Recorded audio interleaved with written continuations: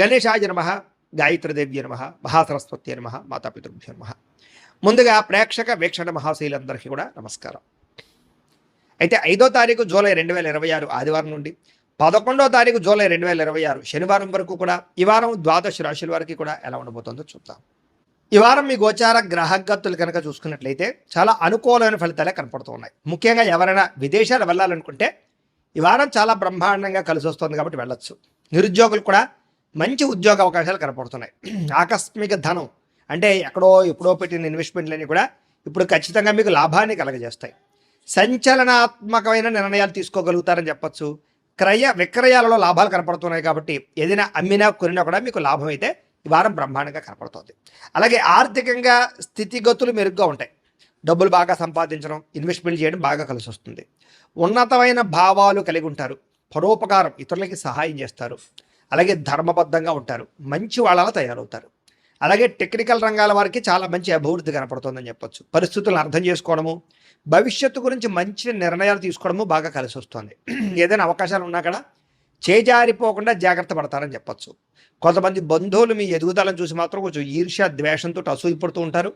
అలాంటి విషయాల్లో జాగ్రత్త తీసుకోండి. ముఖ్యంగా ఏ పని ప్రారంభం చేసినా చాలా జాగ్రత్తగా ప్రారంభం చేసుకోవడము, తతు జాగ్రత్తలు తీసుకోవడము మంచిది.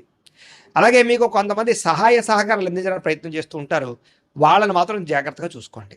డబ్బుల విషయంలో కూడా ముఖ్యమైన అవసరాలకి ఖర్చులు పెట్టే అవకాశాలు, వాహనాలు వస్తువులు కొనుగోలు చేసే అవకాశాలు, ఇంటికి సంబంధించినటువంటి వస్తువులు కొనుగోలు చేసే అవకాశాలు బాగా కనపడుతున్నాయి. ఆరోగ్యం గురించి బాగా జాగ్రత్త పడతారు. దీర్ఘకాలిక రోగాలు తగ్గించుకునే ప్రయత్నం చేస్తారు. మీరు అనుకున్న కోరికలు కానీ లేదా సమస్యలు కానీ తీరతాయి. ఈ వారం ఇతర దేశాలలో ఉండే భారతీయులు కూడా కొత్త నిర్ణయాలు అనుకూలిస్తూ ఉంటాయి. ఉద్యోగ మార్పులు అనుకూలిస్తూ ఉంటాయి.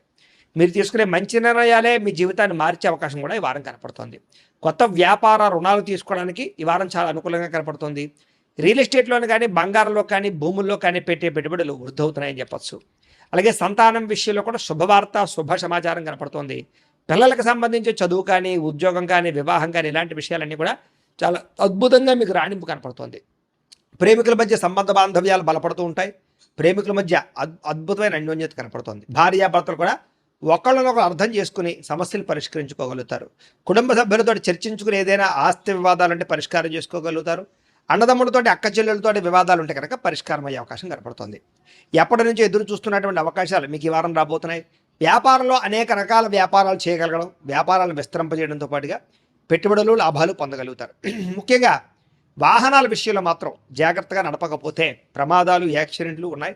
సీటు బెల్టులు, హెల్మెట్లు ఖచ్చితంగా పెట్టుకోండి. అయితే దూర ప్రయాణాలు చేయొచ్చు.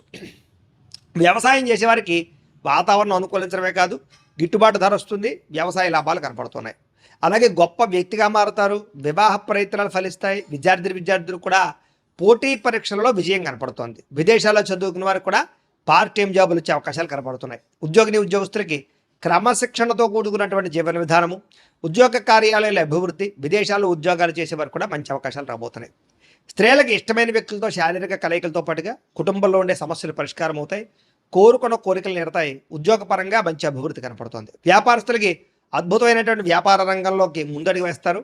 కొత్త పెట్టుబడులు పెట్టగలుగుతారు. అన్ని రంగాల వ్యాపారస్తులకి లాభాలు అయితే బ్రహ్మాండంగా కనపడుతూ ఉన్నాయి కాబట్టి కాలాన్ని సద్వినియోగపరచుకోవాల్సిందిగా తెలియజేస్తూ ఇక ధనుస్సు రాశి వారి యొక్క ఫలితాలు.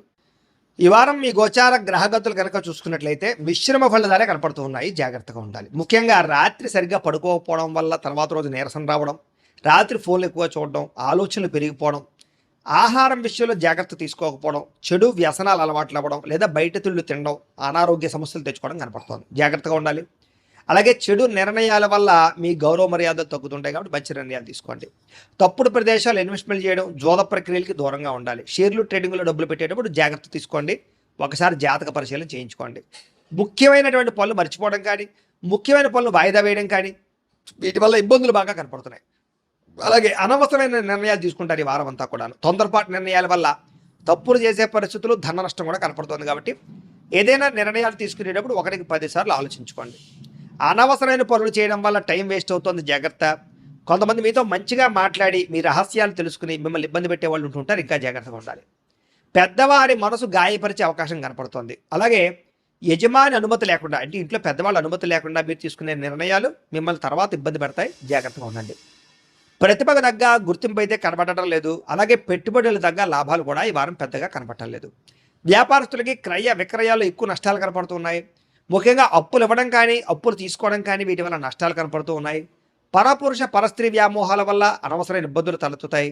కష్టపడకుండా డబ్బులు రావాలనుకుని చేసే పనులన్నీ మిమ్మల్ని ఇబ్బంది పెడతాయి. కాబట్టి ఈజీ మనీ కోసం తప్పుడు పనులు చేయకండి. ప్రభుత్వ ఉద్యోగస్తులకి ఉద్యోగ నష్టాలు, ఐటీ దాడులు, ఇబ్బందులు కనపడుతున్నాయి.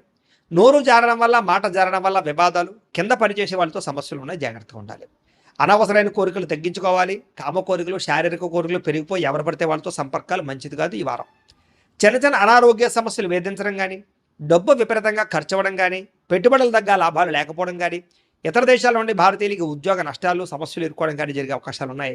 వివాహ సంబంధాలు కూడా కుదిరినట్టే కుదిరి వెనక్కి వెళ్ళిపోయే అవకాశం కనపడుతోంది. ప్రేమికుల మధ్య అనవసరమైన గొడవలు విడిపోయే అవకాశాలు, సమయానికి నిద్రాహారాలు లేకపోవడం వల్ల అనారోగ్య సమస్యలు, భార్యాభర్తల మధ్య మనస్పర్ధలు, ఇంట్లో చికాకులు కనపడుతున్నాయి. మద్యపాన వ్యసనపరులకి రాత్రి సమయంలో డ్రైవింగ్ చేయడం వల్ల ప్రమాదాలు, అలాగే ధూమపాన వ్యసనపరులకి శస్త్రచికిత్స అవకాశాలు కూడా ఉన్నాయి. జాగ్రత్తగా ఉండాలి.